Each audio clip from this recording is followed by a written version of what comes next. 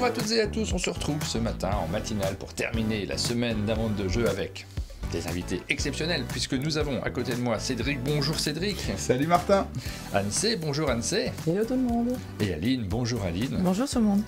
On se retrouve tous ensemble pour parler de jeux de société, pour parler de Ludonote aussi. Il y a eu des annonces chez Ludonote, on a entendu dire que, si vous le voyez, c'est le premier menu de notre journée. Ludonote arrête d'éditer, donc on va vous reparler de tout ça, vous allez nous expliquer ça. Mais par contre, arrête d'éditer à la fin de l'année, il y a 2 jeux qui sortent en cette fin d'année, donc on va avoir l'occasion de les voir. J'ai bien marqué, c'est pas marqué Ludonote, c'est terminé. J'ai marqué Ludonote arrête d'éditer, c'est parce que c'est pas tout à fait la même chose. Ouais, tout à fait. On va avoir l'occasion d'en discuter, d'en parler ensemble, de découvrir ces 2 nouveaux jeux Ludonote.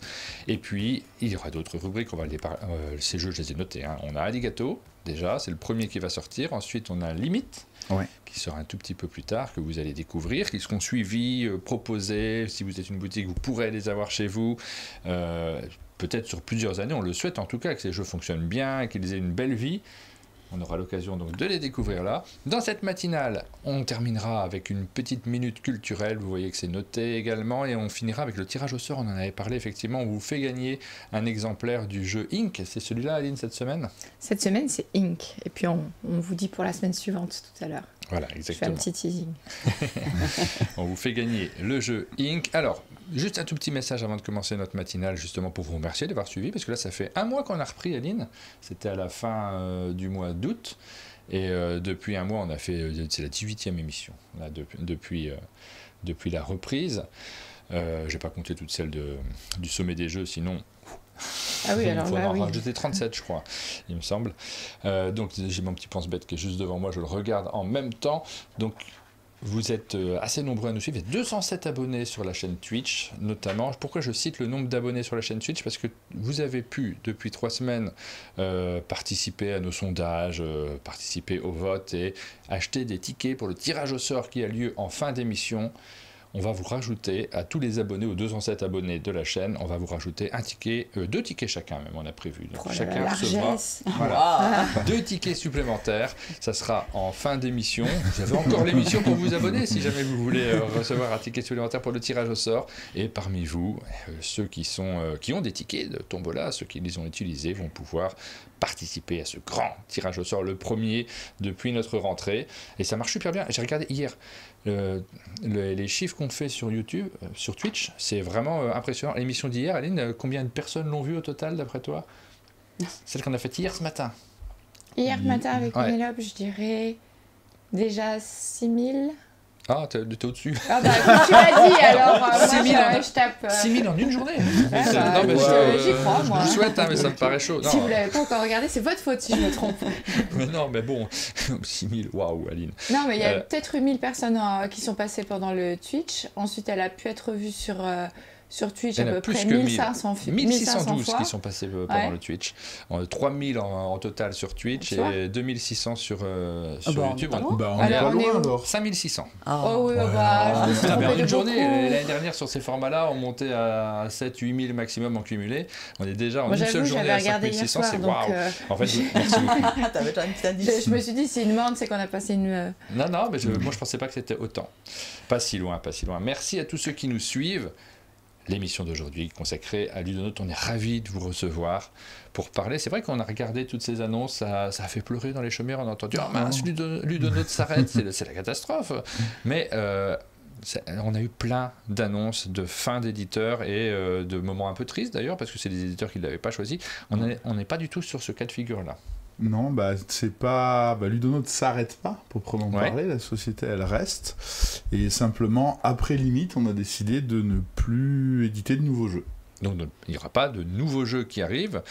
C'est aussi un changement de vie derrière. Il y a cet aspect-là aussi qui rentre en compte. Ah bah oui, parce que d'un point de vue personnel, effectivement, ça va nous faire beaucoup moins de boulot, quoi. Ludonote s'arrête donc.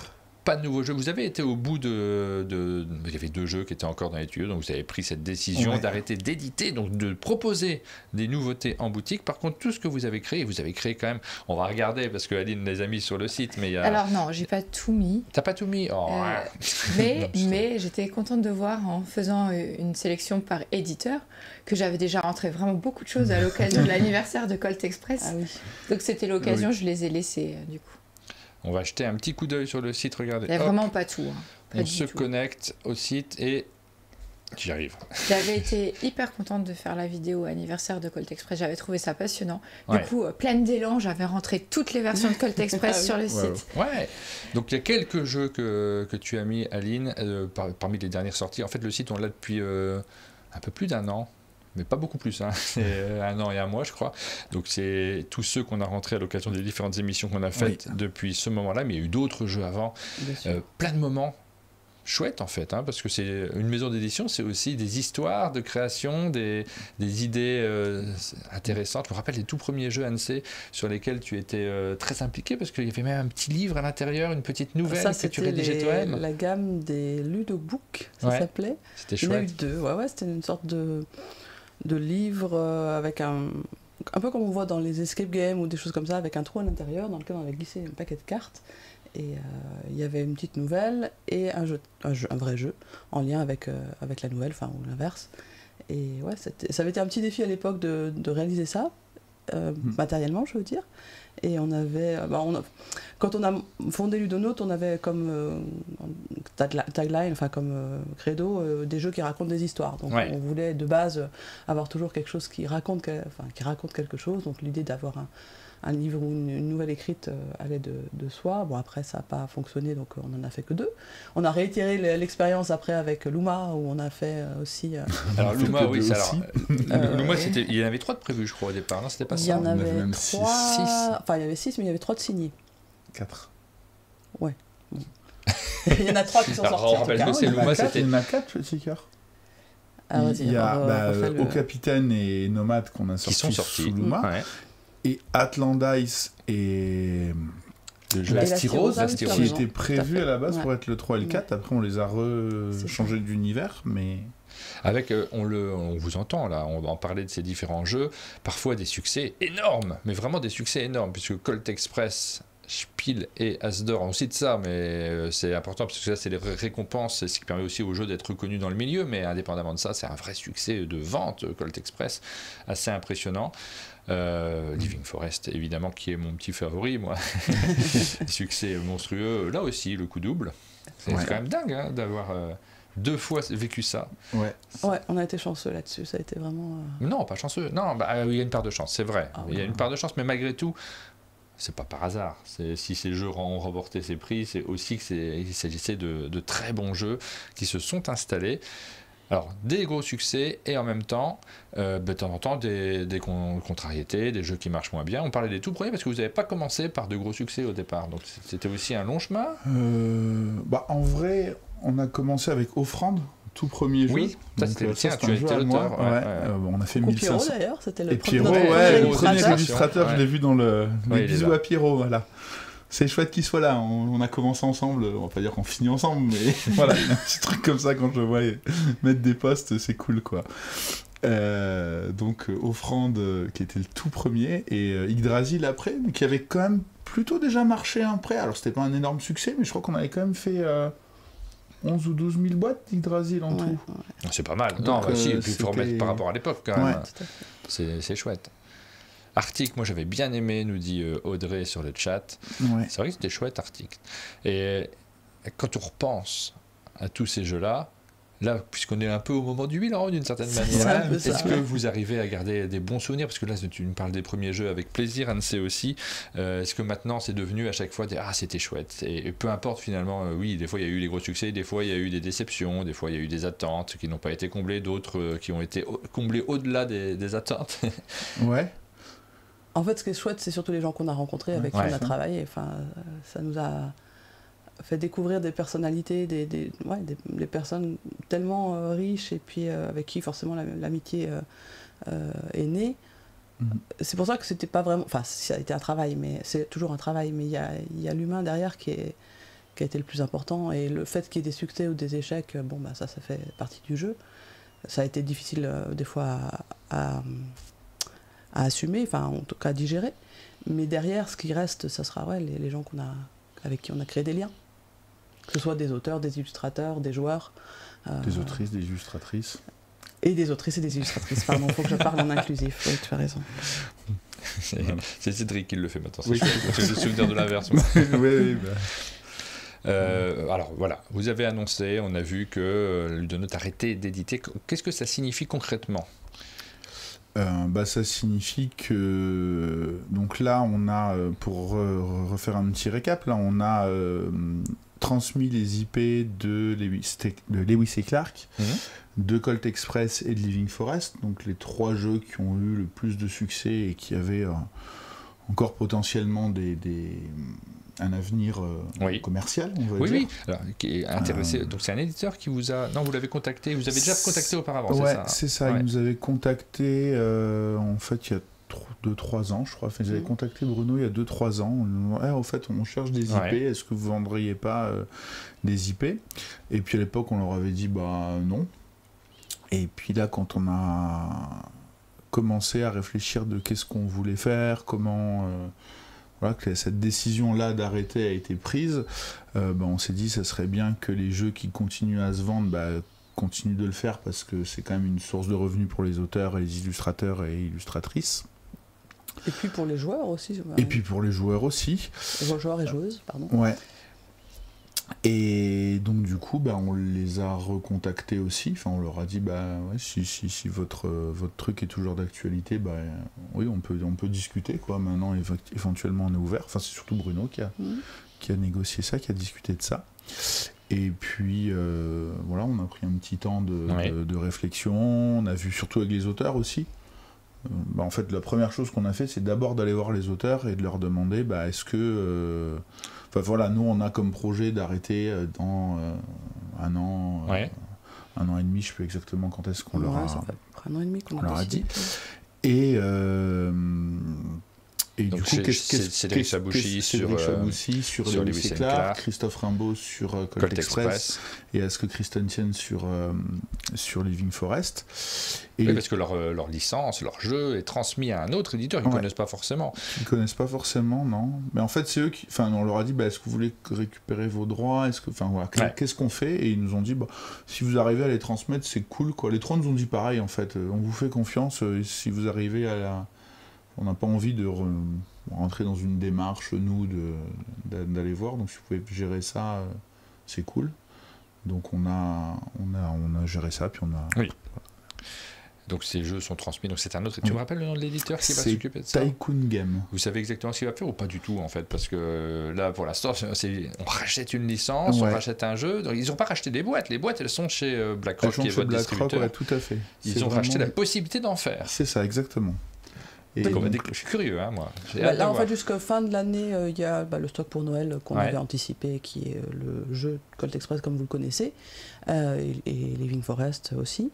Et puis, la suite, l'idée de transmettre des IP, c'est justement, des jeux, c'est justement qu'ils apportent aussi quelque chose, et parce qu'ils ont d'autres idées, d'autres visions, d'autres opportunités. Donc, oui, il y aura un renouvellement. Ils vont renouveler et présenter les choses un peu différemment. C'est aussi l'éditeur d'Everdell. Ah ouais, je ne savais pas. Oui. Vraiment d'accord, ok, j'avais pas retenu ça moi sur Everdell. Ils ont aussi racheté quelques licences chez ils ont racheté des trucs de Simone là récemment. Blood Rage et... Non, ça c'est pas... Ça, c'est je crois que c'est Blood Rage, si je dis pas de bêtises. Ah ouais. Voilà. En tout cas, je pense que dans les années qui viennent, ça va devenir un éditeur... Ah bah oui, là, maintenant, il y a des jeux qui sont importants chez eux également. Et... Alors, je reprends un petit peu le chat parce que je l'ai stoppé de mon côté pour voir un peu les messages. On a Pierrot qui dit « Je pense que les gens qui ont bossé avec vous peuvent dire la même chose en retour. C'est tellement cool de vivre avec vous. » Est-ce que c'est une simple pause ou vraiment il n'y aura plus de nouveaux titres, demande Nimp. Alors, a priori, il y aura... Enfin, dire plus jamais signé dans mon sang, je ne sais pas si on peut le faire. Ça sert à rien de le dire. Mais en tout cas, non, il y a une envie d'arrêter de produire de nouveaux jeux. Ceci dit, Ludonote n'est pas fermé. Vous fermez Ludonote pas la boîte. Pas fermé, non. Ludonote n'est pas fermé. En fait, on... Non, mais si un jour un copain vient avec un projet de livre, par exemple, génial, tu te dis, mais ça, il faut l'éditer. Tu peux faire, en fait. Ouais. Oui, et puis il y a encore donc, les 2 jeux il y a les 2 jeux limités à Arigato à faire suivre. Et puis, on Alors, les gens s'en foutent là, mais du coup, on a rajouté l'objet social production d'énergie hydroélectrique. Wow. On a un double casquette. C'est vrai qu'on s'y attend pas de base. Voilà, tu vois, on a acheté un vieux moulin, on a déménagé, on a racheté un vieux moulin et on est en train de retaper la turbine pour produire l'électricité. Mais il faudra revenir au chalet pour nous expliquer ça. Non, parce que moi je pense à ça aussi, c'est con, mais c'est pas con en réalité. C'est vraiment la raison pour laquelle on fait toutes ces émissions et tout ça. Nous, on a du plaisir à recevoir les créatifs et les copains, au-delà de ça, au chalet. Et je me dis, mince, c'est quand je vous reçois le prochain coup. Mais en vrai... On viendra faire un cours d'électricité. Il n'y a pas vraiment besoin d'un jeu. Non, mais bon, ça aide. Des fois, c'est une bonne occasion aussi. Ouais, c'est clair. Ben oui, on a envie de vous recroiser. Et puis, alors toi, t'arrêtes pas complètement non plus. Tu vas avoir l'occasion de travailler sur des petits projets, pas forcément pour Ludonote, c'est ça le truc. Oui, c'est ça. Bah là, j'ai quelques protos en cours avec quelques copains. Ça fait un petit moment qu'ils sont un peu en stand-by d'ailleurs, parce que plein de choses à gérer en fait. Une maison d'édition, ça prend du temps. Hein. Eh oui. Oui, c'est ça. Ouais. Et puis, du coup, je vais m'y remettre, etc. Mais j'ai pas Enfin, vraiment, ce sera une envie, en fait. Tu vois, je me dis pas, il faut que je sorte des jeux en tant qu'auteur. Ça n'aurait pas de sens d'arrêter de l'édition pour me mettre la pression pour le faire en tant qu'auteur. Par contre, si j'ai des envies, j'ai des idées. Bah oui, il faut j'ai envie de raconter des jeux, j'ai envie de faire des jeux en ce moment qui racontent des trucs. Ah, merci. Qui ont quelque chose de... Une âme. Ouais, c'est ça. Oui, c'est ce qui nous manque aussi, on en parlait hier, on voit beaucoup de jeux qui nous racontent rien. On a Steve qui demande est-ce qu'il n'y aurait pas que des personnes autour de la table qui ont travaillé dans l'enseignement avant oui, mais au-delà aussi, des gens qui ont plusieurs vies aussi, mais je crois que ça devient la norme en fait, le fait de faire un métier, puis un deuxième, puis repartir dans un autre truc. C'est clair. Ça devient une habitude. Je continue à dérouler. On nous demande ce que c'est que des IP. Effectivement, c'est les propriétés intellectuelles, le fait de pouvoir de posséder tout simplement une licence pour pouvoir en faire d'autres choses. Alors forcément, comme j'ai arrêté le chat, je sais pas. Il y a des réponses. Je sais que c'est non. Je ne sais pas à quoi ça correspond à cette phrase. Ouais, ok. On parle de mes lunettes. J'ai vu passer. On parle de nos t-shirts. J'ai vu passer. Ouais. Personne ne parle de ma coupe de cheveux. Le plan avec les deux t-shirts, c'est merveilleux. Qu'est-ce qu'ils sont les t-shirts? Oui. Oui. Jeunesse antifasciste, ok. Et puis. Ça vous cible. Ah, mais remarque. Ça vous cible aussi quand même un peu dans le temps. Je voudrais pas. Comment ça? C'est pas. Hein? Bon, voilà. Donc. C'est la même jeunesse.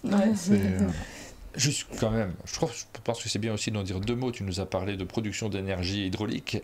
Là, dans l'avenir, sur la fin d'année, il y a des sorties de 2 jeux. Je pense que c'est un boulot de dingue. 2 jeux qui sortent, vous n'imaginez pas le travail que ça représente. On va être occupé, clairement. Vous êtes occupé là sur la fin d'année. Mais si on se projette dans 6 mois, peut-être même un peu plus, c'est quoi les projets à court terme? Vous êtes sur un lieu fabuleux. Quand vous nous en parlez, ça a l'air dingue. Ouais, il faudra venir nous voir. J'ai envie, moi. 6 mois, c'est le début du printemps. Ça va être... En fait, on a acheté un vieux moulin, un moulin en fait à eau.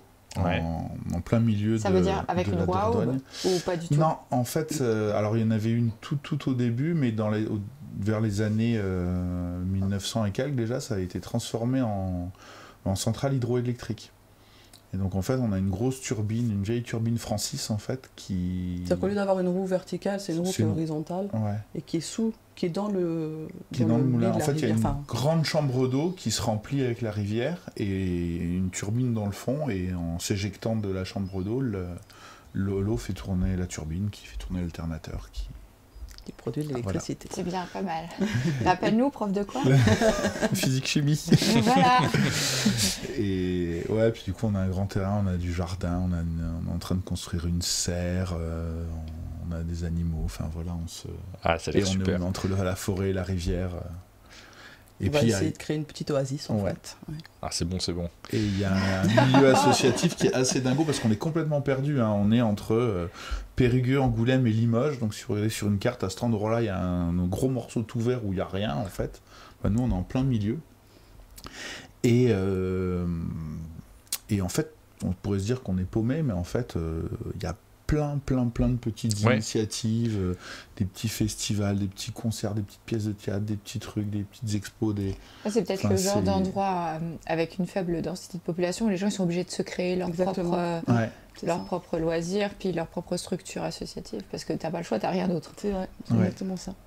Et c'est vraiment c'est vraiment chouette quoi. Et donc comme projet, tu vois, non, mais je lis un petit peu ce qu'on nous dit sur le chat. Ma tante habitait un moulin à la coquille. C'est la Marina qui nous dit ça. Si on parle de son enfance, moi aussi, j'ai été à côté d'une forêt complètement isolée. Je reste très, très accroché à la nature, moi, de manière générale. On est trop ici, j'ai l'impression d'être en ville. Ah oui, il y a des maisons partout autour, j'aime pas ça. Quand j'étais gamin, on partait se promener dans la forêt, on traversait la forêt et d'un seul coup, pouf, au milieu des arbres, on trouvait un magnifique moulin avec un grand terrain. Ça s'appelait le Moulin de Remont. Moi, j'habitais chemin du Moulin de Remont. Il y avait le Moulin de Remont au bout de ce chemin-là. Et pour moi, c'était le Grand Maulne. Tu sais, il y avait un truc, l'endroit au milieu de la forêt incroyable, magique. Et quand tu me parles de ça, je rêve de ça. En fait, je repense à cet endroit merveilleux que j'avais trouvé au bout de la forêt derrière chez moi. J'ai envie d'aller voir. Moi aussi, j'ai une histoire de moulin quand j'étais petite. On peut faire un tour de table des moulins. Un moulin à côté de Gourdon, dans le Périgord. Et quand tu allais chez la dame qui possédait le moulin, qui était une grande amie de mes grands-parents, dans son garage, tu pouvais ouvrir une énorme trappe et tu voyais la rivière passer sous la maison. Et c'était fou. Ah ouais, la rivière sous la maison. Ouais. Vous avez ça, vous ? Oui, c'est ça. Ouais. Alors, il y a une partie qui passe à côté, une partie qui passe dessous. Ouais. Ça, c'est quand même un peu merveilleux pour un enfant. Oui, ça, je pense que c'est merveilleux pour un adulte, mais enfant de dire la rivière, enfin je peux ouvrir une trappe et voir la rivière sous le plancher, c'est fou quand même comme truc. Caroline Fleury nous dit: je suis allée en classe verte à Gourdon. Allez, on est parti là. Chacun arrive à son souvenir. Donc, on t'a coupé, tu nous disais je sais plus. Mais des moulins, en tout cas, il y en a partout en France. C'est ça qui est dingue, c'est que des moulins à eau, ça a été une des premières sources d'énergie en fait dans notre pays. Et malheureusement, de plus en plus tombent en ruine parce qu'il faut les entretenir. Et c'est pas une source d'énergie verte qui est valorisée, dont on parle souvent. Et pourtant, il y aurait moyen d'en faire beaucoup de choses. Avec plein de questions qui vont derrière, parce que j'ai envie de vous poser des questions d'un point de vue écologique aussi, parce que tous ces moulins aussi se servaient de l'eau des rivières, mais c'est une forme de pollution parfois, non, pour les animaux et tout ça, non ? Une forme de pollution. En fait, au moment où tu vas construire quelque chose sur la rivière, tu vas changer son débit. C'est très naïf comme question, je sais pas du tout. Après, tu captes juste un peu de l'énergie cinétique de l'eau, donc en fonctionnement, ça va le pire. Tu rajoutes rien dans l'eau. Tu rajoutes rien dans l'eau, tu perturbes un tout petit peu l'écosystème. Après quand c'est des vieux moulins qui ont 200, 300 ans, alors en vrai, si tu les pètes maintenant, tu perturbes l'écosystème. L'écosystème s'est adapté aussi à la configuration. Il a quel âge votre moulin ? Parce que tu me disais au début du siècle, ça faisait ça, il y a 100 ans, c'était... En fait, il était déjà présent sur les cartes de Cassini, donc 1600 et quelques. Ah. Donc, Et du coup, c'est une question naïve, mais quand tu fais des travaux dans un bâtiment qui a cette... durée dans le temps, qui est si vieux, est-ce que tu as des normes à respecter ? Est-ce qu'il est... Alors, est-ce que tu veux faire tout ce que tu veux dans un bâtiment si vieux ? Alors le bâtiment n'est pas du XVIe siècle, il est plus récent. Il y avait un moulin, mais on ne sait pas sous quelle forme en fait. Et il y a eu des bâtiments successifs qui ont été construits autour de ce moulin. Mais par contre, oui, pour faire le moulin, il faut des autorisations. Enfin, pour utiliser l'eau la force motrice de l'eau, il faut des autorisations.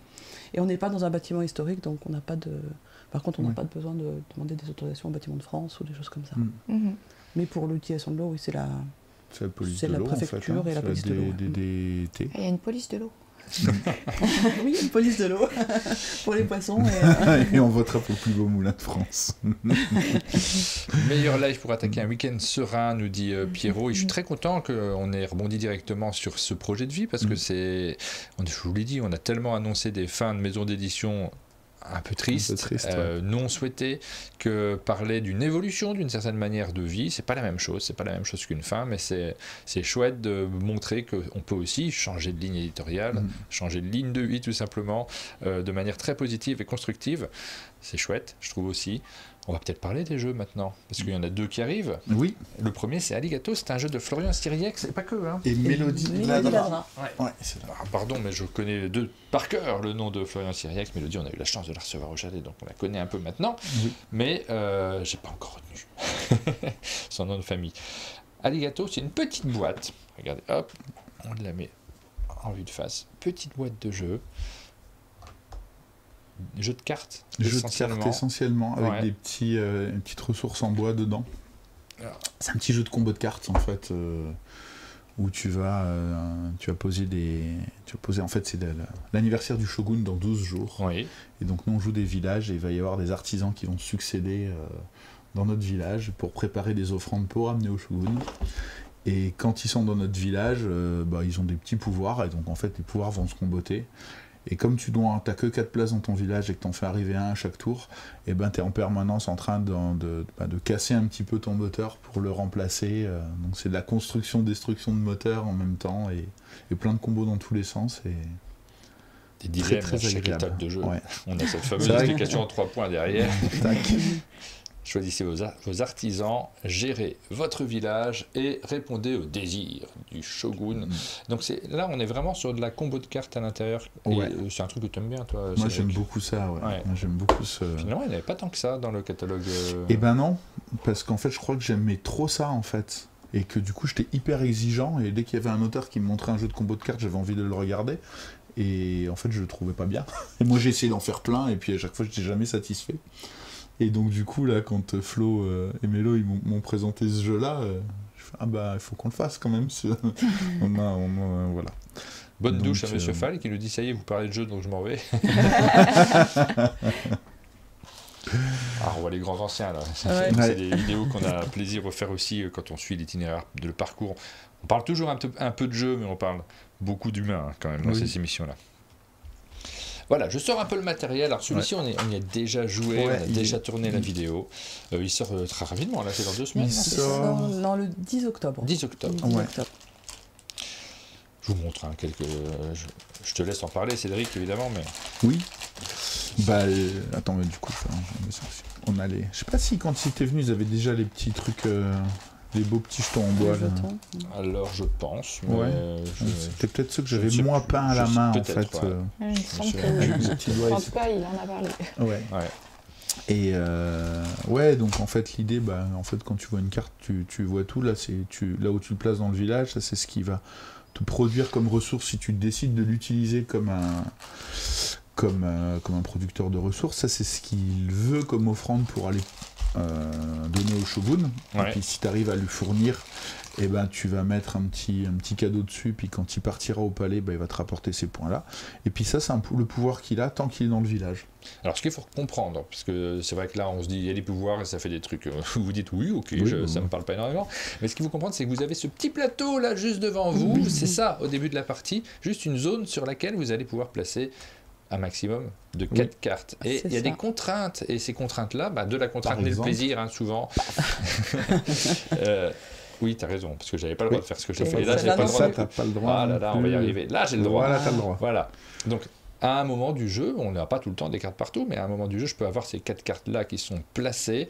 Vous voyez le petit symbole en haut des cartes, c'est une vue très aérienne, là, l'hélicoptère est haut dans le ciel, mais vous apercevez quand même, ça nous impose des placements pour ces cartes-là. Donc oui, il y a des combos qu'on essaye de faire, mais en même temps, et moi j'adore ça, il y a de la contrainte, tu as tes cartes en main, mais tu dis, mince, comment je vais faire, celle-ci c'est bien, je peux la mettre là, mais si je mets ça, je vais écraser une autre carte aussi, parce que c'est ça, elles se remplacent les cartes. Elles se remplacent, il va falloir les envoyer déjà pour qu'elles scorent, et ensuite pour qu'elles libèrent de la place. Ouais. En fait, la mécanique principale, c'est qu'on a 5 cartes, on a 5 cartes en main à chaque tour. Et sur ces 5 cartes, il y en a une qu'on choisit qui va aller du coup dans notre village, à une place libre ou pas libre. Donc déjà, place, premier dilemme. Choix, voilà. Ensuite, il y en a 2 qu'on va donner à notre voisin à gauche qui va les recevoir au prochain tour. Donc interaction. Donc voilà, on lui donne des options, donc aussi à surveiller. Et puis 2 autres qui vont être défaussés pour récupérer les ressources, les objets qu'ils fabriquent. Et donc ressources, là on a résumé tous des thèmes, des mécaniques, parce que quand on explique comme ça, souvent c'est un peu abstrait pour les gens qui nous regardent, mais retenez ça quand même, les interactions, les contraintes, les dilemmes qui se présentent, et les ressources que l'on gagne, et que moi j'aime bien, avoir des petites ressources dans les jeux à dépenser plus tard. Oui. Et avec seulement 5 cartes, finalement, à chaque tour, c'est... On a un choix qui est très souvent hyper cornélien, quoi. Ouais. Voilà, et ça se joue en simultané, ce qui fait qu'on n'attend pas les autres, tout le monde joue en même temps, donc c'est aussi le point fort du jeu. T'as la phase de choix simultanée, tout le monde a choisi, paf, on révèle, on prépare nos offrandes, on fait notre petite tambouille avec nos petites ressources, et puis ensuite il y a la phase de fin de tour, on regarde si on a réussi l'objectif du jour, et puis si on a des effets de fin de tour qui se déclenchent, et puis paf, on ranquille. Quand on enregistre une vidéo, nous, qu'on se met en studio, qu'on prépare la vidéo et qu'on vous explique un jeu pour que vous puissiez y jouer plus facilement derrière, pour vous faire découvrir, je donne jamais mon avis, parce que c'est une prestation de service, et la vie, on pourrait se poser la question de savoir s'il est vendu ou pas. Là, cette matinale, elle n'est pas financée du tout par l'éditeur, on vous reçoit, on en profite, on allume les caméras, on partage ensemble un bon moment, et là, je peux donner mon avis sans aucun doute, sans aucune hésitation. J'ai adoré, moi, la partie que j'en ai fait, c'est le genre de jeu que j'aime beaucoup. Donc, je vous le conseille vivement. Si vous le regardez, franchement, c'était une super partie. Ça fait partie des jeux. La difficulté, c'est qu'il faut trouver le joueur qui adore aussi pour jouer avec, mais c'est le genre de jeu auquel j'ai envie de jouer un peu en boucle.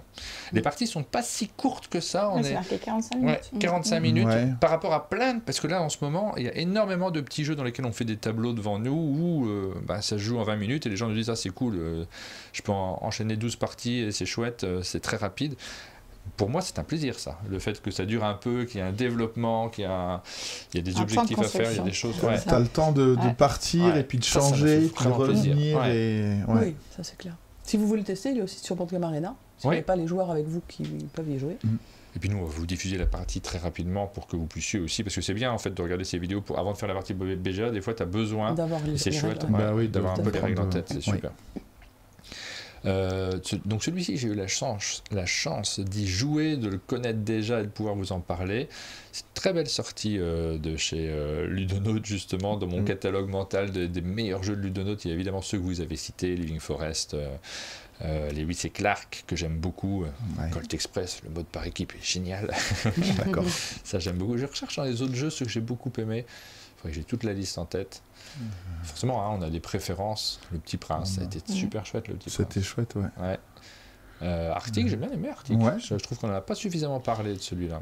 Il est passé un petit peu sous les radars, mais fait partie des jeux un peu frustrants où en fait tous les gens qui t'en parlent te disent j'ai trouvé ça trop bien et tout, mais en fait pas beaucoup de gens t'en parlent. Et bien maintenant il y aura Alligato qui se rajoute aussi à ce panthéon mental des meilleurs jeux Ludonote. Je suis sûr que j'en oublie, que j'ai beaucoup apprécié aussi.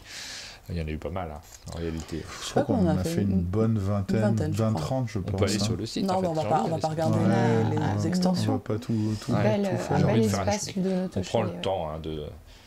on a commencé en 2010, donc ça fait 15 ans et on a fait une moyenne de 2 jeux par an. Donc on aura une trentaine de jeux en fait. C'est ça. C'est au franc d'Yggdrasil, Chiteno qui étaient les 3 premiers. Après, on a fait les 2 Ludobox dont tu as parlé. Les 2 derniers, c'est ceux dont on vous parle aujourd'hui. Ça, c'est la gamme dans tout ce qui est Colt Express. Un petit cookie au passage. Qu'est-ce qu'on a fait? Non, j'ai dit que j'acceptais tous vos cookies. Oui, d'accord. J'ai compris une coquille, j'ai dit. Non. Living Forest, et puis là. Donc, évidemment, c'est super le Petit Prince 1001 dans sa dernière version. Ah, t'avais oublié SOS Titanic. SOS Titanic. Ouais, c'est moi mon truc, SOS Titanic. C'est un peu moins mon type de jeu, les jeux coopératifs de style. Aussi. Mais c'est super, c'est un très très bon jeu, SOS Titanic. Il aurait pu rester davantage celui-là aussi au catalogue, peut-être. Ouais. En fait, il s'est retrouvé un peu. Je pense qu'il y a eu un. Mais après, après coup, c'est facile de. Le timing dans lequel il est sorti, il était sans doute pas opportun. On l'a sorti entre Petit Prince et Lewis et Clark. Et j'ai toujours eu l'impression qu'il s'est fait un peu manger par les 2 autres, en fait. Tu vois. Mais bon, ça, quand tu prévois des jeux, tu commences à bosser dessus, puis ça sort un peu quand ça sort. Il y a du hasard aussi, parfois. Ouais, c'est ça. Star Clicker, c'était cool. Ouais, Star Clicker, j'avais bien aimé. Discovery. Christophe Rimbaud aussi, non, si je me trompe pas. Ouais, Christophe aussi, oui. Préconition, j'ai adoré Préconition. Presque le jeu qui est sorti, peut-être pas. Je dirais plus grande déception en fait en termes de résultats. Parce que moi j'adore ce jeu et je trouve qu'il y a une mécanique hyper. Il était dur à vendre. Hyper original. Ouais. Archéologique, moi j'aime beaucoup Archéologique aussi. Ça fait une belle galerie quand même. Tu regardes en arrière. Ça fait plaisir. Il faut la regarder cette galerie parce que c'est du plaisir aussi. On va parler. C'est pas un enterrement, il y a Super Camsoul. Non, bien sûr. C'était pas l'idée. Ça on le fait avec tout le monde. Regardez. Je disais, mais de regarder en arrière et être fier, tu vois, c'est quand même un sentiment qui est cool. Dès qu'on reçoit un invité, on reparle des jeux qui sont sortis récemment. Chiteno, j'ai pas joué moi, Pierrot, donc j'avais pas de souvenir en fait. Chiteno, c'est vraiment, c'est du split and shoot. C'est du split and shoot en fait. Je me rappelle plus en vrai. Et tu sais quoi, quand tu viendras nous voir Je l'ai peut-être au chalet, il faut que je regarde si je ne l'ai pas, mais je pense pas. Je pense pas. Est-ce qu'il reste des On n'a boîtes pas ça. On lit vos commentaires. Ce silence est un silence de lecture. Oui, c'est ça, on est en train de lire. Oui, à cause d'une erreur de règle, c'est ça le problème en fait. On nous dit que quelqu'un qui n'avait pas aimé à cause d'une erreur de règle, ça arrive souvent, ça, effectivement. Ouais. On va ranger Alligato et on va sortir le jeu suivant que là, cette fois-ci, je ne connais pas. Oui. J'en ai entendu parler, mais je n'y ai pas joué du tout, donc ça va être la découverte de cet après-midi. On tourne la vidéo cet après-midi. Voilà pour notre programme de la journée. Et c'est un jeu qui est important pour vous deux. Ouais. Il a une petite histoire, il a un thème aussi auquel vous êtes particulièrement attaché, si j'ai bien compris. Il a un vrai thème, un vrai propos. Un propos, ouais. Ouais, qui est. Alexandre Poyet, l'auteur de ce jeu-là, guider votre nation dans le système monde. Tu nous en as déjà parlé, je pense, la dernière fois que tu es venu, peut-être C'est possible, parce que j'en ai beaucoup. Ça fait longtemps qu'on l'a. Ouais. On l'a signé il y a bien 3-4 ans. Ouais. Et on a bossé dessus beaucoup. En fait, pour l'histoire du jeu, c'est un jeu de civilisation, on va dire, qui commence au début de l'ère thermo-industrielle, autour de 1850, et qui va se finir autour de 2060.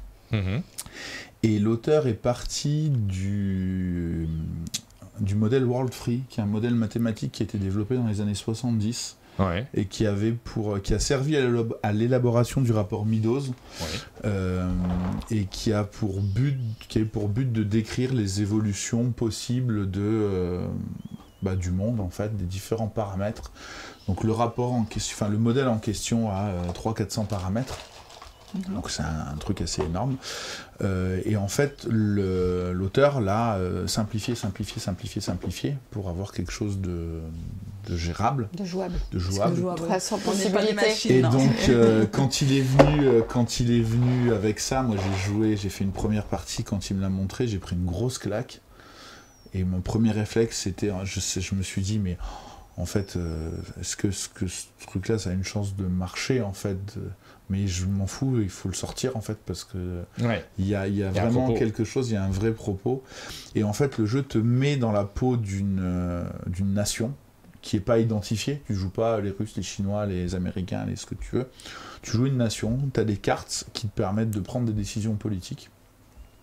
Est-ce que tu vas développer ton industrie? Est-ce que tu vas mettre le paquet sur l'éducation, sur les dépenses publiques? Ou au contraire, est-ce que tu vas renforcer ton armée?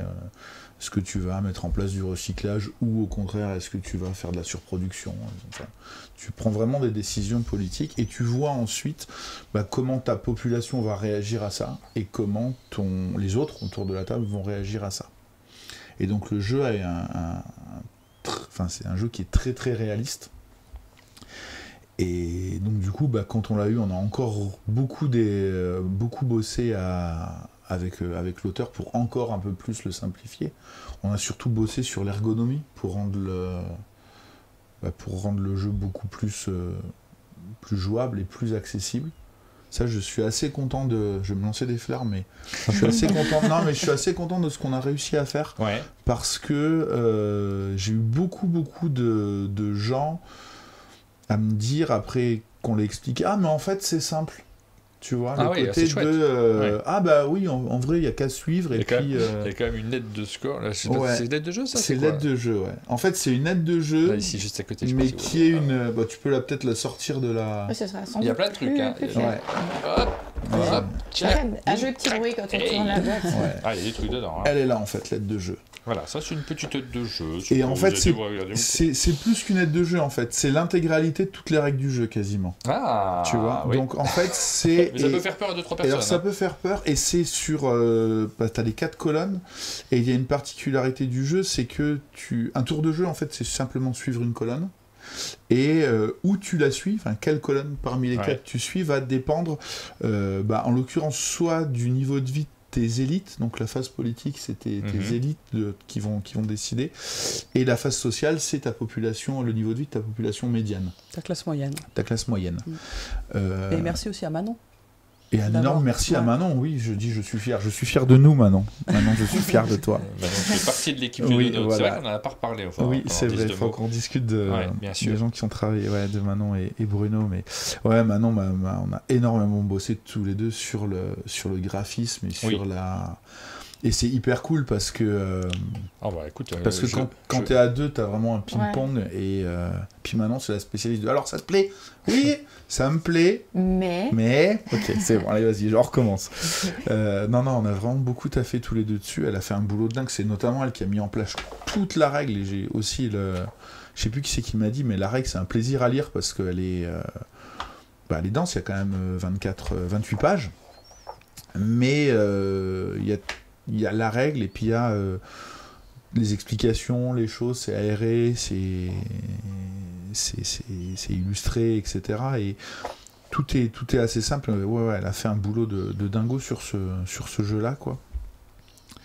Et c'est impressionnant en fait. Vraiment... Et vos commentaires sont hyper élogieux, notamment ceux qui l'ont découvert à Vichy, parce qu'il y a Patrice Pillet qui nous dit sans doute le jeu qui m'a le plus interpellé à Vichy. Des questionnements que ça pose, Johan qui nous dit je suis hypé de fou. Il y a effectivement les en thèmes fait c'est l'enfant qui fait envie. T'as l'impression que dans ce que tu dis qu'on va pouvoir jouer une utopie comme une dictature la plus ou être vraiment un chef d'État le plus dingo possible, alors que ça n'arriverait pas dans la vraie vie d'avoir un chef d'État cinglé. Mais non, ça n'arrive jamais. Ça ne va faire qu'à des gens responsables. Et donc c'est ça qui fait très... Enfin moi c'est ça qui me fait très envie. En fait, me dit déjà Préco x6, je pense que c'est une boutique, parce que sinon c'est vraiment qu'il a une grande famille. Pardon, Anne-Claire. Non, rien, mais en fait c'est un jeu où tu peux faire tous les essais que tu veux, en fait. C'est un jeu, c'est pas la vraie vie, même si ça raconte la vraie vie. Et tu vas faire une partie en effet où tu vas jouer un dictateur complètement sanguinaire, un autre jeu ou une autre partie où tu vas être plutôt au Wokistan avec les gens les plus éduqués, les plus heureux possible. Tu vas jouer un pays type Suisse ou un pays type Chine avec une population minimale ou maximale, et à chaque fois tu vas tester des choses en fait. C'est vraiment...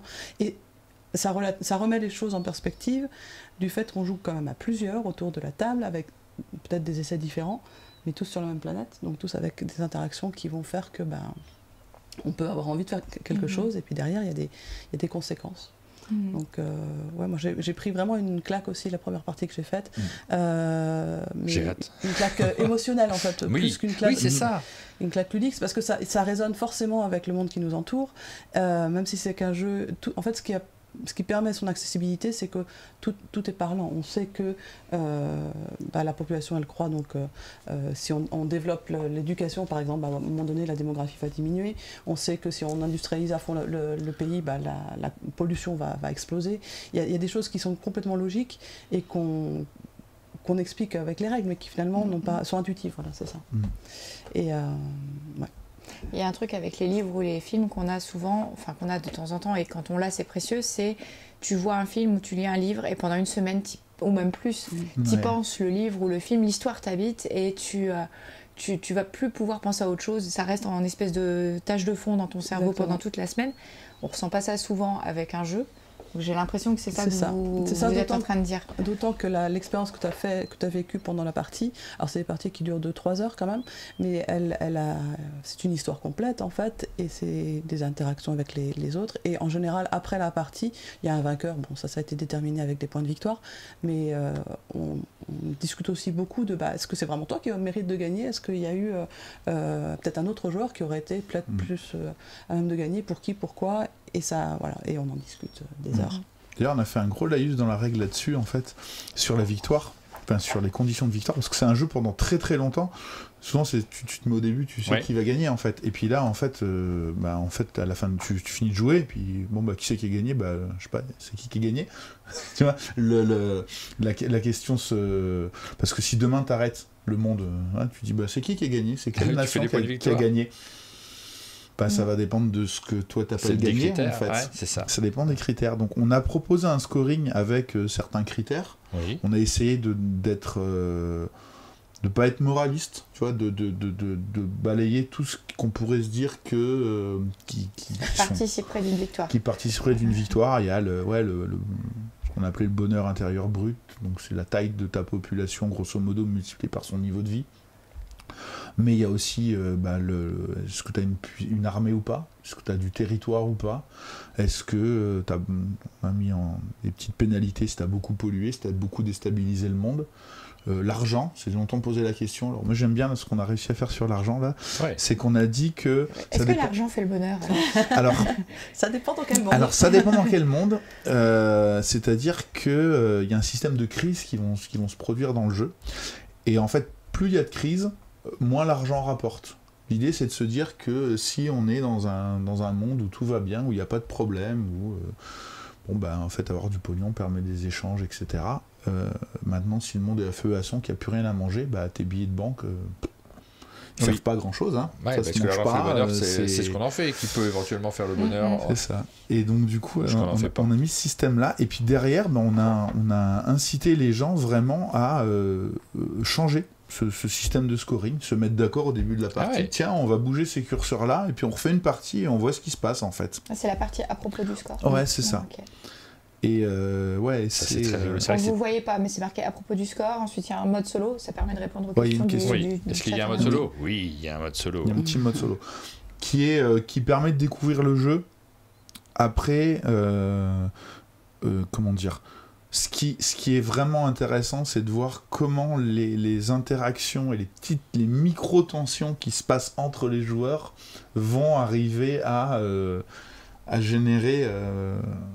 commence à générer une déstabilisation, comment les joueurs s'emparent de ça en fait. C'est chouette de terminer l'édition de jeu par ce jeu. Ouais. Il y a quelque chose de symbolique. C'est ça. Oui. On a une question sur la durée de partie. 40 minutes par joueur, vous avez noté sur la boîte. Voilà, ça joue jusqu'à 6. Jusqu'à 6, ouais. Ça peut durer du coup 2h40. 3h, ouais. 4. Ouais, ça dépend des jeux. Enfin, après, il y a aussi un système d'alliance dans le jeu qu'on peut jouer avec ou sans. Je dis n'importe quoi, moi. Ça peut... C'est le 40 minutes par joueur, il est pas... Enfin, alors, ils n'ont pas voulu, en fait, là... On tous dit que c'était pas une bonne idée, donc on n'a pas mis... Parce que c'est pas un vrai 40 minutes par joueur. En vrai, c'est plutôt une fonction affine, c'est plutôt 20 minutes plus 20 par joueur. D'accord, 20 minutes de base. Tu vois, ça dure entre 2 et 3 heures. C'est que mettre une fonction affine sur la boîte, ça parlera pas à grand monde. Oui, voilà, c'est pour ça. Mais c'est vrai. D'accord, tu crois. Rachel a envie d'y jouer, elle nous dit, vous volez la boîte à la fin de la journée, elle veut jouer au chalet. Voilà. Bon, il y avait une question de Rachel tout à l'heure qui était pour vous, qui demandait si on allait vous croiser à Essen, si les gens pouvaient venir sur le stand. Oui, Essen sera notre dernier Essen, voilà, cette année. Et les jeux seront là, donc il y aura Limite et Arigato qui seront à Essen. Parfait. Donc voilà. On a parlé, donc on va revenir, donc limite nous on va y jouer, on va vous le faire découvrir, on a hâte de se lancer. Tiens, j'ai vu sur devant de la règle, bénéficier de 30 jours d'accès gratuit à limite sur Board Game Arena en scannant le QR code. Ouais, on est en train de le porter sur BGA. C'est pas encore le cas. C'est pas encore le cas. Il est passé, je crois, en alpha en début de semaine. D'accord. Si je dis pas de bêtises. Et donc il y aura moyen d'y jouer, mais ce sera pas un modèle libre pour tout le monde celui-ci. Il sera en premium. Il sera en premium sur BGA. Voilà, pour toutes les informations qu'on pouvait vous donner sur ce jeu. J'ai vu qu'il y a quelqu'un qui demandait c'était quoi les petites les crédits photos. Mais Manon a répondu sur le chat, je crois. Quel talent. La durée du jeu d'une intégrale de 1 sur x plus y au carré, c'est le nombre de joueurs y la gaussienne de l'âge des joueurs. Voilà, là j'en prends compte aussi, c'est vrai. Voilà, exactement. Alors justement, on parlait de Manon, vous étiez 4 dans la boîte de Ludonote, on n'a pas beaucoup parlé de vous et du moulin, c'était super. Mais que se passe-t-il? Quelle est la suite des aventures de Manon et de Bruno? Eh ben écoute, on va les licencier. Ben voilà, bonne nouvelle. Allez, on passe à la rubrique suivante. Voilà, donc avec Manon, pendant tout Vichy, ça a été la blague de « si tu fais ça, t'es viré ». Voilà, donc... Ok. En fait, ça a été la plus grosse problématique pour nous, en fait. Bien sûr, le volet humain, bien sûr. Le volet humain et comment faire ça au mieux. Comment faire ça au mieux pour eux, en fait. Et donc, par contre, il n'y a pas le choix de les licencier si on arrête de faire parce qu'il n'y aurait plus de boulot. Donc on a fait en sorte que ça se passe bien. Je ne peux pas rentrer dans le détail tout ça ici, mais, je pense que on en a parlé de vous hier, donc il y a un volet humain qui est important. Voilà. Et c'est bien de le dire aussi. Parce que c'est Bruno, c'est déjà terminé, je crois. Bruno, non, il finit fin septembre. Bientôt. Et Manon à la fin de l'année. Manon à la fin de l'année, ouais. Donc, oui, parce que Bruno faisait tout ce qui était production et vente des jeux en amont, en fait, au distributeur. Donc finalement, son travail s'arrête là, puisque les jeux sont sortis d'usine et qu'ils ont déjà été prévendus. Il va voler vers d'autres expériences éditoriales et commerciales. Il sait rebondir de manière brillante. Oui, c'est une machine de travail, Bruno. Il est impressionnant, quoi. Et puis Manon, du coup, elle a participé à toute l'édition, mais elle a aussi le volet plutôt communication. Donc, le travail n'est pas tout à fait fini. Voilà, pour elle, le travail n'est pas tout à fait fini. Il y a encore du boulot, oui. Voilà. Et puis après, elle a des projets personnels qui sont super cool. Ils font vraiment super envie. Voilà. Manon, c'est une merveilleuse photographe aussi. Ouais. Oui, elle a un blog, l'Odyssée des renards, sur lequel elle va mettre plein de choses prochainement, je pense. Oui, parce qu'il y a du voyage sur franchement, l'Odyssée des renards, allez voir, c'est génial. Enfin, elle fait des photos magnifiques. Tout à fait. Donc, elle nous fera voyager, je pense. On suivra ça avec intérêt aussi. Vous êtes très nombreux ce matin. Encore d'habitude, le vendredi, c'est un peu plus calme en live et beaucoup plus en replay parce que forcément, il y a plus de jours pour voir le replay avec le week-end. Mais là, vous êtes 230 sur le compteur que je vois là tout de suite. Waouh! Merci de nous suivre. Le sujet intéresse aussi beaucoup. Forcément, il y a des histoires de vie, mais il y a des histoires de jeux qui ne se ressemblent pas, se ressemblent pas à beaucoup de jeux. J'en avais vu passer un dans le ton aussi chez Ocaluda à un moment, qui était en financement participatif. Oui. Contrôle global. Oui, c'est ça. Contrôle global. Qui était très différent, évidemment, mais c'est rare. C'était plus satirique. Le ton est dur. Alors, on essaie d'adopter une certaine neutralité scientifique, on va dire. Mais oui, je pense que c'est une question qui traverse tout le monde. Enfin, l'état du monde, aujourd'hui, on peut pas... Ça interpelle. On a envie d'être optimiste, mais on a du mal. Et oui, il y a plein de questions qui se posent derrière tout ça. Merci donc à tous ceux qui nous suivent. On va terminer cette matinale avant le tirage au sort. Attention, préparez-vous, il est 9h. Je vois que Théo va lancer son Twitch pour ceux qui sont en live, en direct. On va vous faire un raid vers Théo juste après, mais on a encore 2 petites choses à faire. Déjà, la minute culturelle. On vous a posé la question, comme d'habitude, de qu'est-ce que vous faites en dehors du jeu? Qu'est-ce que vous lisez? Qu'est-ce que vous regardez? Vous avez le choix du domaine culturel que l'on va aborder. Moi, je prends mon clavier et je vais essayer de suivre ce que vous allez nous dire. Qu'est-ce que vous conseillez à nos amis qui nous regardent? Moi j'ai lu une BD il n'y a pas très longtemps, une BD en ligne que vous pouvez retrouver assez facilement, qui s'appelle Les colibris incendiaires, c'est ça? Je vais suivre ça, oui. Et voilà, c'est une BD très inspirante sur... vous connaissez la légende des colibris, qui avec sa petite action va essayer d'éteindre le feu d'une forêt. Et bien là c'est une version un peu plus trash, mais quand même très, très inspirante de qu'est-ce qu'on peut faire en fait. Face à ce qui se passe aujourd'hui. C'est porté par un site qui s'appelle Show Must Go On, qui a plein de petits autocollants, de choses à vendre qui sont à la fois drôles et engagés. Oui. Et puis voilà, c'est un peu comme une petite infusion de bonne pensée. Donc c'est gratuitement sur le site, on peut y accéder directement. Là, je me suis connecté, juste, je n'ai pas regardé ce que c'était exactement. Et on peut lire directement la bande dessinée en ligne. C'est rare qu'on vous propose quelque chose que vous pouvez regarder tout de suite, là, juste après la matinale. C'est un petit conseil, donc ça fait réfléchir. Ça fait réfléchir, voilà. Ça fait réfléchir, ça inspire sur plein de petits gestes qu'on peut éventuellement soit faire, soit en tout cas soutenir.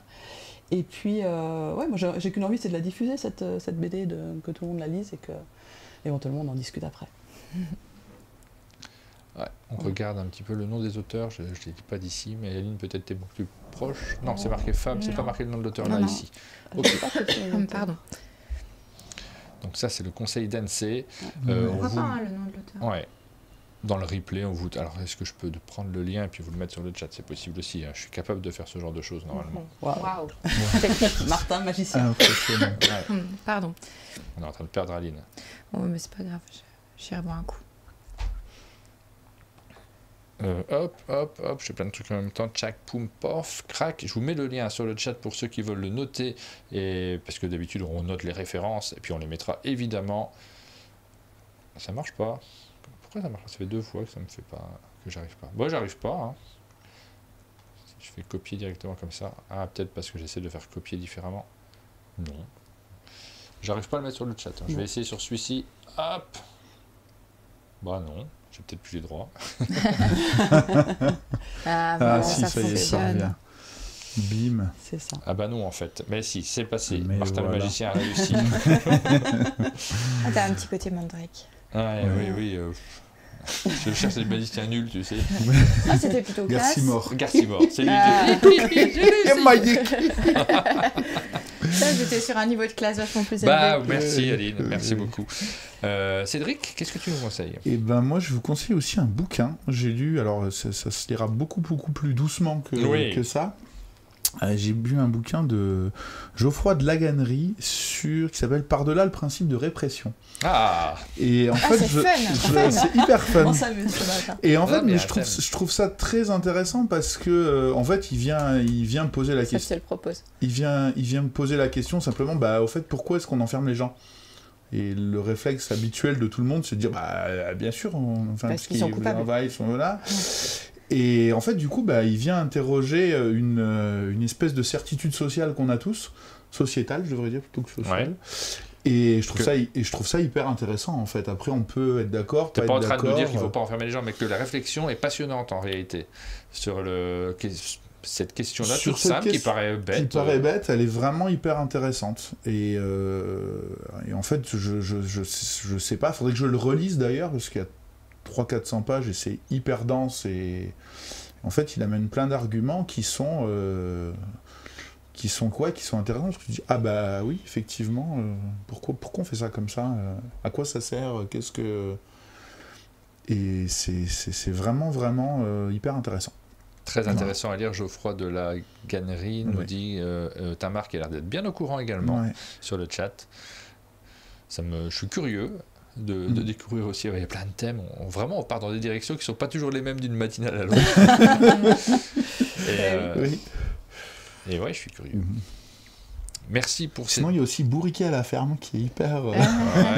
Bourriquet. Il est le héros de livre, Bourriquet. Non, je sais pas, ça sera plutôt Winnie. C'est Winnie. Bah oui. Enfin, justement. Pardon. Attention, on ne se trompe pas sur Winnie l'ourson, s'il te plaît. On arrive tranquillement sur la fin de cette émission. Merci à tous ceux qui nous ont suivis. Vous êtes très nombreux. C'est le moment du tirage au sort. Ouh. On va vous faire gagner on va vous faire gagner un jeu. Je remercie aussi ceux qui ont renouvelé leur abonnement via Prime. Vous avez notamment un abonnement gratuit via Prime. Puis je crois que pendant le mois de septembre, il y a une histoire des abonnements moins chers. Je sais pas quoi, j'ai pas tout suivi, mais sur Twitch, il y a des opérations spéciales qui sont organisées. Donc merci à tous ceux qui se sont abonnés.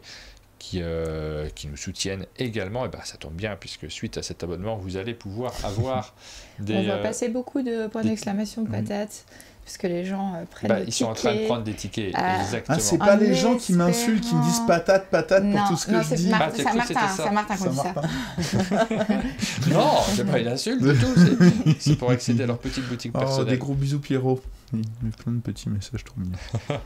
Je vous réexplique le principe, mais très rapidement, j'essaie d'être bref, parce que vous avez toutes les informations sur notre site internet pour accéder à... De toute façon, si vous allez sur le site, vous aurez les informations nécessaires, quoi qu'il arrive. Exclamation en div. En div. Donc, quand vous participez à nos émissions, vous gagnez des points. Ces points-là, vous pouvez les dépenser, notamment pour acheter, actuellement, il y a surtout ça, les billets de Tombola qui vous permettent de participer à ce tirage au sort. Et en plus de ça, on va vous rajouter des billets de Tombola pour tous les abonnés. Et voilà, vous avez tous reçu normalement dans votre page d'abonnement des tickets de Tombola que vous allez pouvoir utiliser. Alors, je montre un petit peu ce que ça donne. Vous avez les produits disponibles, des tickets de Tombola. Moi, j'ai 37 patates, je peux m'en acheter un. J'en achète un. Hop, ok. Je vais ensuite dans la liste de mes tickets de Tombola. J'espère que c'est moi qui vais gagner. T'as un ticket non gratté. Il y a un Ce ticket serait beau non que gratté. c'est le ticket rare. Ouais, on va voir. Peut-être enfin, on va avoir le ticket rare. Vous en avez tous les abonnés reçus, 2 supplémentaires que vous allez pouvoir gratter. Hop, je vais les gratter pour regarder ce dont il s'agit. C'est le 1027. Ah, je crois que tu as eu une Marie. J'ai gagné une Marie Giordana. Voici pour mon ticket 1027. Et donc vous avez une série de tickets, ça veut dire qu'il y a plus, vous avez une chance sur 1000 pour chaque ticket, attention de remporter. Moi j'ai 2 Guillaume, j'ai un Yves Hirschfeld, une Pénélope et une Aline. J'espère que Aline c'est toi qui vas me faire gagner. Oh, tu verras bien. Et ben c'est le moment de passer au tirage au sort. Après je souhaite quand même que ce soit quelqu'un d'autre que toi qui gagne. Oui. Cela dit, l'expédition serait plus simple. Ouais, c'est vrai que ce serait mieux. On va passer au tirage au sort. Je me connecte à la page ici. Attends. Alors attention. Allez, on lance l'animation. Donc là, c'est juste les tickets qui se chargent. Merci Yoann qui me donne toutes les informations qui doivent s'arracher les cheveux. En disant, mais je lui ai déjà dit, écoute pas, je me suis fait une fiche en plus, là, juste à côté, j'aurais dû le dire. 1041 tickets qui sont présents. Et ensuite... Ah, avec les noms des gens. Avec les noms des gens, c'est joli, on va voir ça. qui remporte. Alors, on va faire gagner d'abord, dans un premier temps, l'exemplaire de Ink. Donc, il faut que j'appuie... tirage. Il faut que j'appuie sur tirage. Parce que je suis vraiment très loin. J'aime bien le point d'exclamation de Attention, vous êtes prêts? Roulement de tambour. Qui remporte la boîte de Ink? Alors, je vous donne directement l'information. Il faudra nous envoyer... Parce que c'est RGPD friendly. On n'a pas d'informations sur vous du tout. D'ailleurs, vous l'avez vu, vous n'avez jamais rentré ni votre nom, ni votre prénom, ni votre lieu, date de naissance, numéro de carte bleue. On ne vous a rien demandé du tout. Juste votre pseudo Twitch. C'est la seule chose qu'on possède. Et de ce fait, on ne peut pas vous envoyer la boîte comme ça. Il va nous falloir une petite information supplémentaire. Donc, on va vous demander de nous envoyer tout simplement, si vous voyez que vous êtes tiré au sort, l'adresse postale, le numéro de téléphone pour le livreur et qu'on puisse, si vous le souhaitez, pour recevoir cette boîte de Ink par voie postale. On lance le tirage. Pan! Et le vainqueur de cette boîte de Ink, c'est Minicump avec le ticket numéro 241. Donc il faudra nous l'envoyer. Alors, on va pas dire par chuchotement parce que je crois qu'on a énormément de chuchotements. Chaque fois que quelqu'un envoie patate, on reçoit un chuchotement. Nous, sur Twitch, ça fait vraiment beaucoup. Il faut nous l'envoyer par mail. Je vous donne l'adresse mail, c'est Minicump. Il faut l'envoyer. alinevidberg@gmail.com. Par exemple. Voilà. Minicump. Avec un Yves Hirschfeld, porteur de chance. On livre les pays limitrophes. Oui, j'ai pas précisé ça. Je livre pas le Canada, les États-Unis, tout ça. Ça n'aurait aucun sens d'un point de vue écologique. Mais oui, la Belgique juste à côté, c'est pas un problème. Eh ben bravo Minicum. Bravo à Minicum. Et on va refaire un tirage. Et là, cette fois-ci, c'est pour gagner. On vous fait gagner. Combien de patates on fait gagner? Juste des patates pour le prochain tirage. la fois prochaine. On va faire gagner 100 patates. C'est énorme. 100 patates. 100 patates. C'est monstrueux. Ça fait l'équivalent de 10 tickets de tombola. Attention, qui remporte les 100 patates? 50 ou 100, nous dit Johan. Allez, 100 pour le suivant. On fera pas 100 à chaque fois, mais là, c'est le premier. Il est dispendieux. Ouais. Allez, c'est prenez parti. tout. C'est vrai que c'est patates. 100 patates, c'est Bébel 974. Nous, on a quand même calculé, on s'est dit, une patate, c'est l'équivalent de 10 €. Donc, tu te rends compte de ce qu'on vient de faire gagner. C'est Noël, en effet. Donc ça, 100 patates, il faut qu'on note le nom parce que je crois qu'il faut qu'on les mette manuellement. Donc Bébel 974, j'ai pas de crayon, rien. Si, j'ai un crayon, j'avais tout prévu. Hop, je le note. Bébel 974 gagne 100 patates, c'est énorme, c'est fou, avec le ticket 768. Ces tickets-là sont utilisés, donc pour la semaine prochaine, ils ne serviront plus. Ça bip dans tous les coins. Oui, c'est Johan qui me donne des infos. C'est bon, j'ai noté, nous dit Johan. Et on va refaire gagner 50 patates maintenant cette fois-ci. Attention, tirage au sort. Et on a Retourne Bleuet, qu'on voit souvent sur le chat aussi, qui remporte 50 patates, 5 tickets supplémentaires pour la semaine prochaine. On sait ce qu'on fait gagner la semaine prochaine, Aline? C'était on fait gagner Incantibus. Incantibus, la semaine prochaine. Donc vous aurez l'occasion de gagner cette boîte-là aussi, de racheter des tickets de tombola. Et on rappelle aussi que vous pouvez en garder pour fin du mois d'octobre, puisqu'on fait un bingo spécial. Prendre des tickets et les économiser. On voit les personnes qui ont fait gagner. J'ai pas regardé spécifiquement. Là, c'était Aline, t'as fait gagner quelqu'un, non? C'était pas Marie? On a vu une Marie, on a vu un Bruno, je crois. Et Yves Hirschfeld, d'accord. Marie, Yves Hirschfeld et Bruno. Bravo. Et attention, on fait gagner une patate. Sur le dernier tirage. Une patate. Qui est l'heureux chanceux qui va gagner une patate supplémentaire? Attention, c'est parti. Tirage au sort pour le dernier. C'est Circé 2010. Bravo. Alors là. C'est vraiment un petit cadeau en plus. Avec Guillaume. Avec Guillaume, qui est moins généreux que les autres. Elle est super chouette, la patate de Guillaume. Tu diras à l'illustrateur. Ouais, je lui dirai. Voilà pour les vainqueurs de ce premier tirage au sort. On a pris le temps. C'est bon, je suis rodé maintenant. Retourne bleu ici, bravo, tu as gagné, c'est pas une erreur, tu as gagné combien? C'était 50 patates supplémentaires, tu as l'équivalent de 5 tickets de tombola, où on ne sait pas encore combien de tickets, comment on appelle ça, pour le bingo. Voilà, le bingo. Grille. Ah, j'ai trouvé le mot tout je seul. Je savais même pas ce que tu cherchais. Ça paraissait pas un mot, c'est juste qu'il a retrouvé. On ne sait pas. Voilà, vous avez assisté à ça, c'était incroyable. Je suis plein d'émotions et de frissons. Je suis regarde, en plus. C'est resté au-dessus. Ça s'affiche en haut, c'est fou ce qu'il a fait, Johan. C'est vraiment dingue. Ouais. Bravo, Johan, c'est merveilleux. T'es plus au point que moi. Mais c'est bon, je me renotais toute l'ordre des choses. C'était parfait. Bravo à Johan pour tout ça. Je vous dis pas le nombre d'idées qu'on a, parce que tout ça c'est de la monnaie virtuelle qui n'a pas de valeur, hein, évidemment. On s'amuse avec des choses qui, là c'est pour du fun, c'est pour de la légèreté. Et merci aussi aux éditeurs qui nous soutiennent, qui vous permettent de faire gagner 2-3 trucs à travers tout ça. Mais on a des idées un peu faux-folles, de choses qu'on va vous permettre de réaliser avec ces différentes patates. Et j'avais pensé par exemple, je donne un exemple, mais il y en a 1000 autres, mais celui-là n'engage pas grand-chose, à faire tourner, tu sais, des messages pendant le temps d'attente de la vidéo, quand les gens attendent. Ah, je vais poster un petit message et puis je le fais tourner, c'est rigolo. J'ai l'impression qu'on est sur Fun Radio. Et cette chanson, je la dédicace à ma maman avec tout mon amour. C'est ça va être trop rigolo ce genre de choses. Merci à tous, c'était super cette matinale. C'était cool, merci. J'ai pris beaucoup de plaisir à la faire. Merci Martin. Partager avec vous. On va tourner cet après-midi. Oui. Sans limite. Ah si, avec. Oui. Et avec Alexandre. Et avec Alex qui vient tout à l'heure. Ouais. Exactement. Le programme de la semaine prochaine, lundi, on fait des sorties ensemble. Déjà lundi, hein, Léna. Ouais, et je vais vous parler d'un livre que j'ai adoré. Je viens de finir un livre qui était génial. Moi, je vous parlerai d'une chaîne YouTube la semaine prochaine.